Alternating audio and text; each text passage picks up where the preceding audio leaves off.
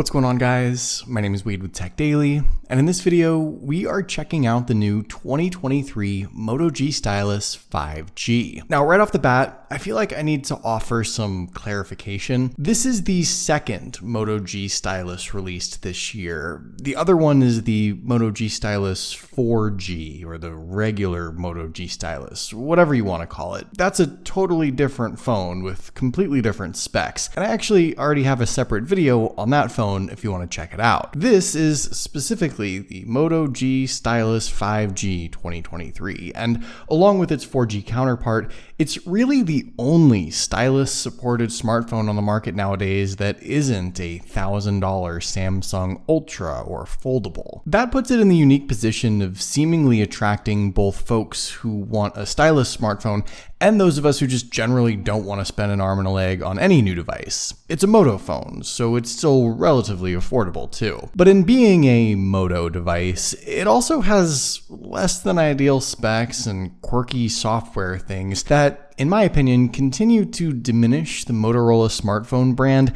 and make it tough to recommend. Which is crazy because here in the US, we don't get a lot of other smartphone options outside Apple and Samsung. Motorola is technically the third biggest player, but they continue to release worse phones year after year.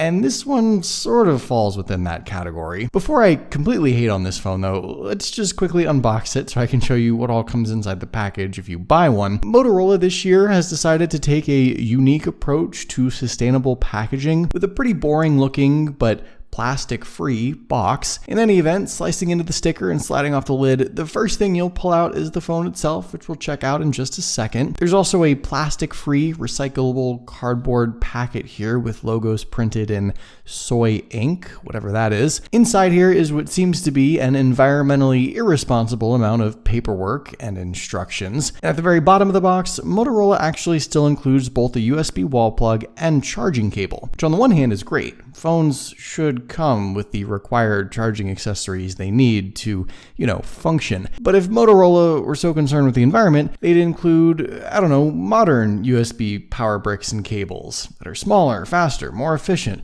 But what do I know? Anyway, here is the new 2023 Moto G Stylus 5G, and it is actually a relatively new looking smartphone compared to last year's 5G Stylus. It's a different size, it's got a new design around back. I think it does look more modern and somewhat premium, actually. Now, as far as pricing and availability, the full retail price for this 2023 5G Stylus was $399. That's what I paid for it, at least when it launched a couple of weeks ago, but it's already discounted on Amazon and Motorola's website and everywhere else really by 25%. Here in the US, it's also available from major carriers, often for $0 down and $0 a month when you add a new line or sign up for a plan. I think no matter what, you shouldn't pay a penny over $300 for this phone anyway. And if you do want to see if it's still on sale, I'll leave some links down below in the video description to where you can get this phone at its cheapest current price. So physically, like I alluded to a moment ago, the new 2023 G Stylus 5G is actually smaller than last year and does get a decent redesign really all the way around. It's now a 6.6-inch smartphone. That's the screen size from corner to corner. Last year, it was a monstrous 6.8-inch device. And this time around, Motorola shrunk the bezels all the way around too. You still have a bit of a bottom chin, but a much better 87.5% screen-to-body ratio. In the hand, most of the lost screen real estate is in height. It's about a quarter of an inch shorter. So stretching your finger to the top edge and all the sides should be a little easier, but it's still a pretty big phone, so you'll be shifting and wiggling it around in your hand if you use it one-handed. Around back, the rear housing and camera setup have a fresh, new, modern design. There's one less camera lens, but arguably a slightly better camera setup overall. It's still a plastic phone with a plastic frame, and its form factor is the same somewhat chunky, somewhat tapered design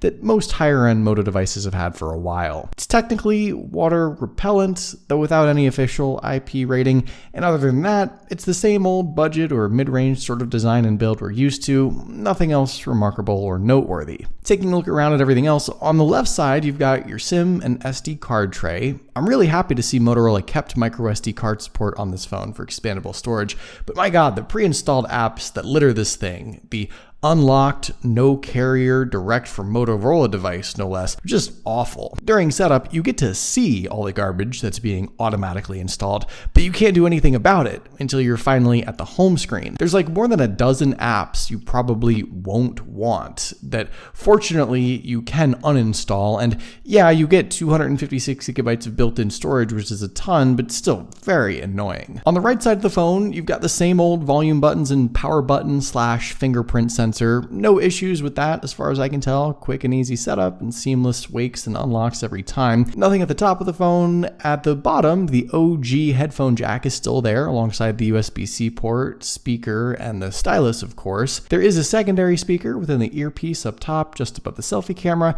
and around back, like I mentioned, 2 camera lenses now instead of 3, and I'll talk more about that in a bit. So the whole point, pun intended, of the Moto G stylus is of course that built-in stylus. And if you were maybe hoping to see some new apps or features or any changes to the stylus experience at all, unfortunately we don't get that here. And in fact, I'd argue that this has been more or less the same basic stylus setup paired to the same array of apps for like 3 or 4 years now. At the very bottom of the phone, the built-in stylus pops out with the click of its top, and you're simultaneously presented with a sidebar shortcut of apps. By default, stylus-related apps, though you can customize the sidebar to have any apps you want, even third-party stylus apps not from Motorola that you might prefer instead. The stylus itself is the same simple metal pointer tool it's always been. It's not smart, it's not connected to the phone in any way, there are no functional buttons. It's a metal stick with a spongy blunt end that you can use firstly as just an extension of your finger if you want to tap, touch, and swipe your way around the phone. I know some people like this. It's sometimes more precise at tapping on small little things on screen. And you can also, of course, utilize both Motorola's stylus apps and, like I said, any other third-party drawing apps, writing apps, notes apps, or whatever apps with the stylus itself. Since the stylus isn't connected to or otherwise made for the phone, and vice versa, the phone screen isn't in any way intended specifically for a stylus, the writing and drawing experience is about as rudimentary as can be. It's relatively imprecise. There's a constant gap between the pen tip and the line on screen. There's no discrepancy for pressure or tilt angle or anything else. It's a stylus experience that barely beats the Palm Pilots of yesteryear and isn't anywhere near the experience of an Apple Pencil or a Samsung S Pen. Nothing has changed hardware-wise on the Moto G styluses since they were first introduced in 2020, and I think some folks are fine with that. If you're already a G stylus user, you know this, but I just wanted to make that clear. Regardless of its outdated stylus experience, like I said, it's still the only other stylus smartphone option on the market, so it's a unique feature and may be an advantage, but just make sure you understand what this phone's stylus setup offers or doesn't offer, depending on what you're looking for. The slightly smaller 6.6-inch display on the 2023 G Stylus 5G is still the same IPS LCD panel that Motorola uses on all their Moto devices, honestly, coming in at the full 2400 by 1080 resolution at a slightly better 399 pixels per inch due to that smaller size. Now, it is also a 120Hz high refresh rate display, which is great. That is a high-end spec, which makes the phone feel more fluid and responsive. But the screen itself, the actual viewing experience, is fairly dim and also plagued by a lot of glare from an unknown screen glass. That also hinders the viewing experience of other Moto devices. Motorola does a really great job boosting the default color profile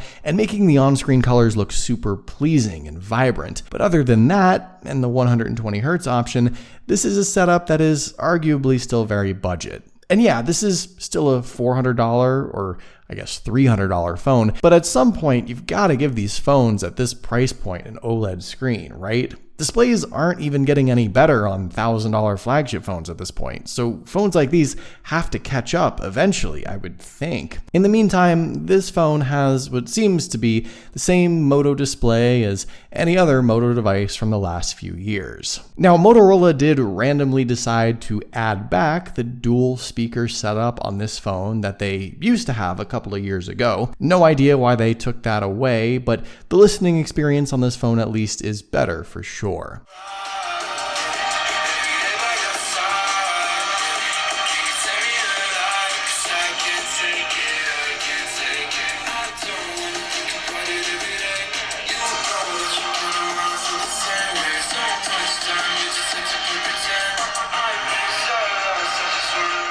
As for the internal specs and performance, like I often say with these Moto phones, it's a bit of a mixed bag. The default storage and RAM options are higher, though you only get one choice this year. 256 gigs with 6 gigs of RAM. The processor powering this phone is actually relatively new, and a step up from last year for sure. It's the Qualcomm Snapdragon 6 Gen 1 that came out last September, paired to the Adreno 600 GPU. Here are the Geekbench scores for those of you who like to see the numbers. This phone actually is pretty powerful, which isn't often the case with Moto devices. They usually get older chipsets, less powerful MediaTek ones, or sometimes they get straight up downgraded from the previous year, but not here. This phone is a straight upgrade with its internal specs, but Motorola's software experience honestly is just not that great anymore. It's slow, it's clunky, there's so much stuff, pre-installed apps and weird folders filled with advertisements.